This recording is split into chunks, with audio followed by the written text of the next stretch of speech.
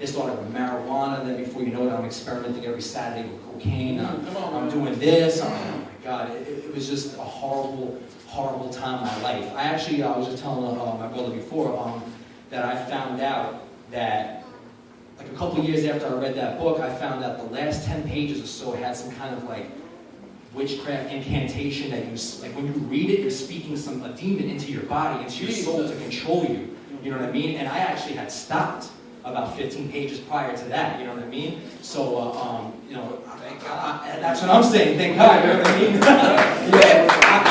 realized, you know what I'm saying, like, wow, God stopped me for a reason, you know what I mean? Because I was really getting caught up. I mean, I was reading at work, people coming up to me, seeing me, they're like, what are you doing? And I'm just like, no, it's really not as bad as you think, Satan's a good guy, you know what I mean? And they're like, crazy, and I'm sitting there thinking, like, man, am I the one who's crazy, you know what I mean? Or are they crazy, you know what I mean? And I really come to find out years later after I started, you know, rolling downhill more and more and more and more, I started realizing, like, wow, I'm doing the wrong thing. And you know, I started going through this whole period of my life where I felt like nothing was working, my car was breaking down, I didn't have no money, they were garnishing my bank accounts, everything just wasn't going my way. And then one day, like, I had the roughest day of my life. I was going to work, I was supposed to be at work 6 o'clock in the morning, and I caught 3 flat tires, which I had fixed 2 days before that. I found out that one of the lug nuts on each tire were the wrong size on the outside, but it was right in the middle. So my tire iron didn't work. I was late for work with a friend whose last day happened to be that day.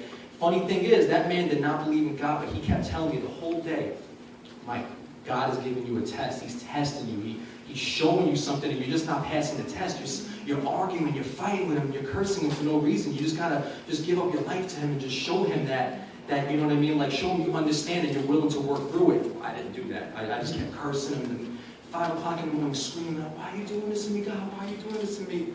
Didn't know why he was doing it to me. Later on that day, we were celebrating, like I said, we were celebrating the last day of his, you know, him working with us.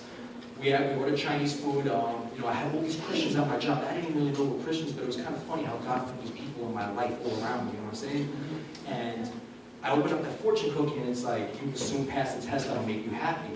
And I'm not a superstitious person at all. I never was, even back then. I mean, I dabbled with that stuff, but I was never really, like, into all that stuff, you know what I mean? I never really believed it, but I started really thinking to myself, I'm like, this has got to be a message for me.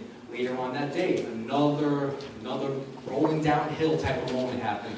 I got caught. It actually had snowed the day before, and it started pouring rain. We had like 3 feet of snow, and it all melted all over the streets. There was floods everywhere. We were actually going to celebrate, you know, at Okie Dokies or something like that, one of those bars, and I was planning on getting drunk, you know what I'm saying? And I was going to drive, too. And I'm sitting there thinking, I'm like, I shouldn't do this, but I had such a day, you know what I'm saying? I got to drink, you know what I mean?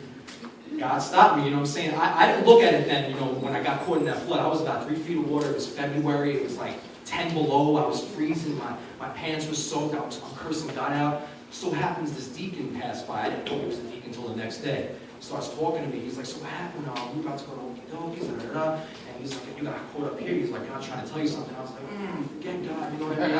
I don't believe him. I don't believe in God. After today, you know, all these people tried to tell me this. I was going to believe for about that much. And after that, I was like, nah, it's not happening, you know what I'm saying? So then he's like, listen, you know, he started telling me about God. He started, you know, just telling me about his life and what situations he went through. So we're sitting there after he finally helped me get my car home, which is only a few blocks away. It was dark. The power went out for some reason for like a few minutes. And we were sitting under this light, but it was, like I said, it was darkness. He opened up this little men's pocket Bible, opened up the pages, and he's like, listen, he folded it. I want you to read that page later on. I think it'll speak to you. How does he know what page he opens, you know what I'm saying? Like, he didn't even look at the book. So I figured it, you know what I'm saying? Like, I'll give it a chance, whatever, later on. But I was like, you know what, I'm getting hot because, you know what I'm saying, I had a day, you know what I'm saying? So that's what I'm doing with my day. I started smoking weed, and all of a sudden, I opened this book, and I'm reading it, and the page physically spoke. I don't remember what the scripture was because it was so many years ago, but the page really spoke to me, and it got to me, and I was just like, you know what, man, after all this, you're still trying to speak to me. After me cursing around in the middle of the street, you're still trying to speak to me. You're there for me, you know what I'm saying? And I'm not listening. I'm not listening to you calling. You're calling. You're constantly calling. I'm not listening to you. But I broke down that day, high, you know, was high on my mind, got down on my knees in the middle of my basement and just started praying God for God to save me. And next morning, my car actually did start up. You know what I'm saying? For about an hour, but it started up, so I knew it wasn't like some, dramatic damage to the car. He left I left my car unlocked. He left like several Bibles, men's pocket Bibles, pamphlets. So I going to church before I knew it. I fell in love. You know what I'm saying? I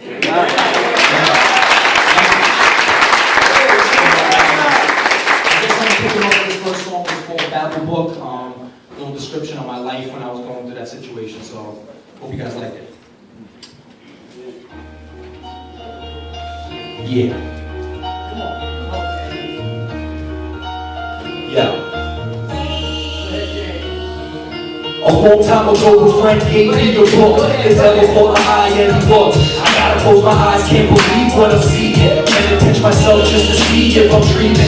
Maybe I'm awake till I fall asleep screaming. Trying to avoid speaking out to these demons, but at the same time, I'm looking for reasons. Satan had a grip, so I pledged my allegiance. Falling and I trip over death and its lies. Coming from the seed in perpetual rise. He was thrown out of heaven for attempting to climb. If you follow sin, there's a sentence to die. Hey yo, his name was Chris Stagner, fighting revolution. Never trusted God, but he trusted evolution. Never had a problem, cause he had the right solutions. His father wasn't God, his father was abusive. And he used a lot of books to receive his influence. Blinded by the lies, couldn't see what he's doing, so he gave me Satan's Bible to perceive all the movements. Now I got a head full of screws, so they loose it. He said it gave him wisdom, he convinced me to use it. Living in this flesh, now I'm humble with bruises. Used to be above, now I'm under influence. Used to be in love, now I'm just another nuisance. If I had the right evidence, I'd show it. Ever since they spoke it, ever since they told it, I was taking medicine and then I overdosed it. Everything I ever wanted in life was ending hopeless.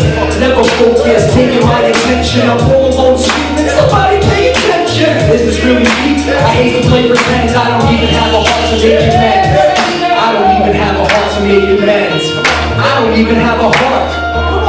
And so the truth is, all of this is useless. All it did was give me more excuses to lose it. Trapped in these chains, I need someone to loose it. My heart is a mountain and I need a face to move it.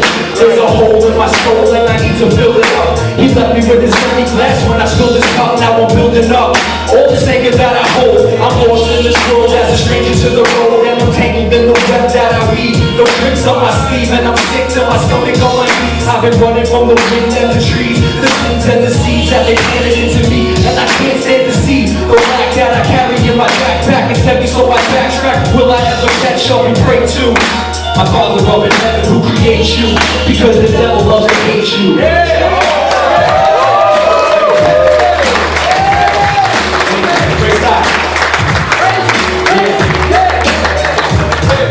A long time ago, a friend gave me a book. The devil caught my eye and I looked. I gotta close my eyes, can't believe what I'm seeing. Then I pinch myself just to see if I'm dreaming. Really, I'm awake.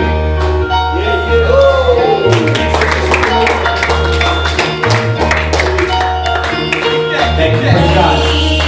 Amen. Give him a praise. Hand praise. Give him a hand praise right there. Praise God.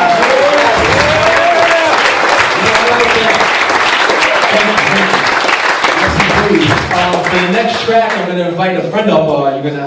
Me? Yeah, you. You're going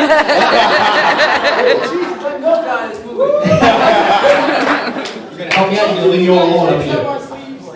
I gotta rap on this song. Lord Jesus. Remember it? No,